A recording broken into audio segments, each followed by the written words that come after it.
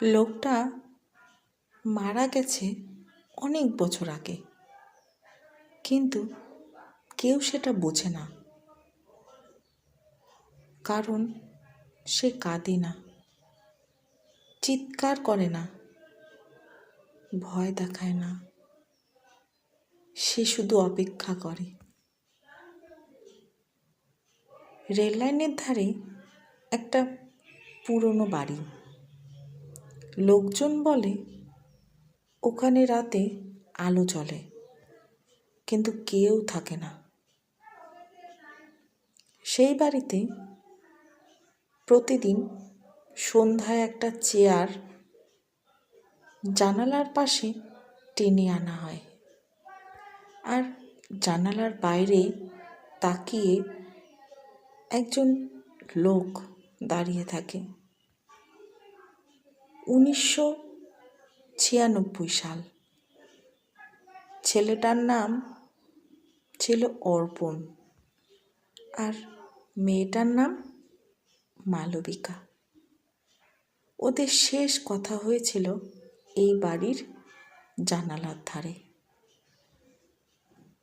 মালবিকা বলেছিল 2 দিন পরে আসবো, অপেক্ষা করো। অর্পণ হেসেছিল, বলেছিল যতদিন লাগে ততদিন আমি তোমার জন্য অপেক্ষা করব। 2 দিন কেটে যায়, তারপর 2 বছর কেটে যায়। মালবিকা আর ফেরে না। এক রাতে ঝড় হয়। রেল লাইনে দুর্ঘটনা ঘটে। লোকজন বলে একটা ছেলেকে পাওয়া গিয়েছিল ওই বাড়ির সামনে। চোখ খোলা ছিল, মুখে একটুখানি হাসি, হাতে ধরা ছিল একটা চিঠি। চিঠিতে লেখা, আমি অপেক্ষা করছি। লোকজন ভাবে ভূত, কিন্তু সত্যি কথাটা আলাদা। ভূতরা আটকে থাকে ভয়ে, অর্পণ আটকে আছে ভালোবাসায়।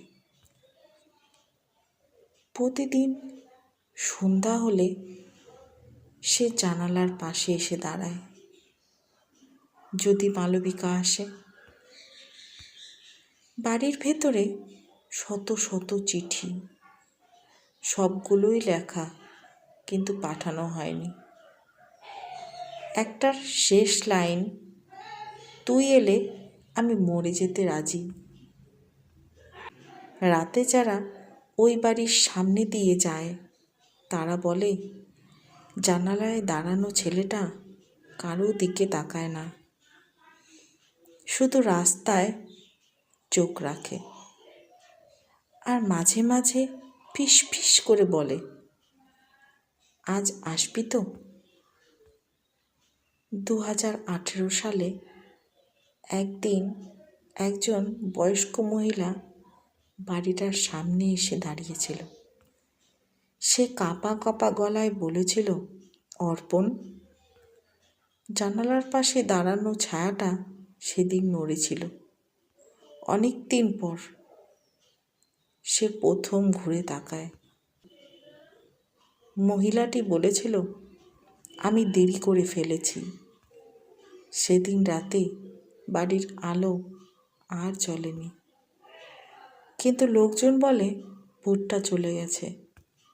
কিন্তু যারা মন দিয়ে শোনে তারা এখনো রাতে শুনতে পায়। রেল লাইনের ধারে একটা কণ্ঠ, ভালোবাসলে অপেক্ষা করতে হয়। বাড়ির আলো নিভে যাওয়ার পর সবাই ভেবেছিল অর্পণ চলে গেছে, কিন্তু আসলে সে যায়নি, সে অপেক্ষা ছেড়েছে। লোকজন জানে না অপেক্ষা আর ভালোবাসা এক জিনিস না। অপেক্ষা শেষ হলেই ভালোবাসা ভেঙে যায় না, ওটা হালকা হয়ে যায়। এরপর থেকে রেল লাইনের ধারে যারা রাতের ট্রেন ধরে তারা একটা অদ্ভুত জিনিস দেখে। ট্রেন ছাড়ার ঠিক আগে হালকা হাওয়া লাগে, মনে হয় কেউ পাশ দিয়ে হেঁটে গেল। আর খুব কাছ থেকে একটা কণ্ঠ শোনা যায়, যাকে ভালোবাসিস তাকে বেঁধে রাখিস না। একদিন একটা মেয়ে ওই বাড়ির সামনে দাঁড়িয়ে কাঁদছিল। তার প্রেমিক আসেনি বহু বছর ধরে। হঠাৎ তার কাঁধে কারোর হাতের উষ্ণতা। ভয় পেয়ে ঘুরে তাকায়। সে কাউকে দেখেনি, কিন্তু তার চোখের জল নিজে থেকেই থেমে গিয়েছিল। কারণ কিছু ভালোবাসা ভূত হয়ে ফিরে আসে না, তারা চুপচাপ ভালো থাকতে শেখায়। আর তাই আজও যদি তুমি গভীর রাতে কারোর জন্য অপেক্ষা করতে করতে হঠাৎ মনটা হালকা লাগে, ভয় পেও না। হয়তো অর্পণ পাশ দিয়ে হেঁটে গেছে আর ফিস ফিস করে বলছে, এবার তুমি এগিয়ে যাও। এই গল্পটি যদি তোমাদের ভালো লাগে তাহলে গল্পটিকে একটা লাইক দিও এবং আমার এই চ্যানেলটিকে সাবস্ক্রাইব করো। পাশে থেকো আমার।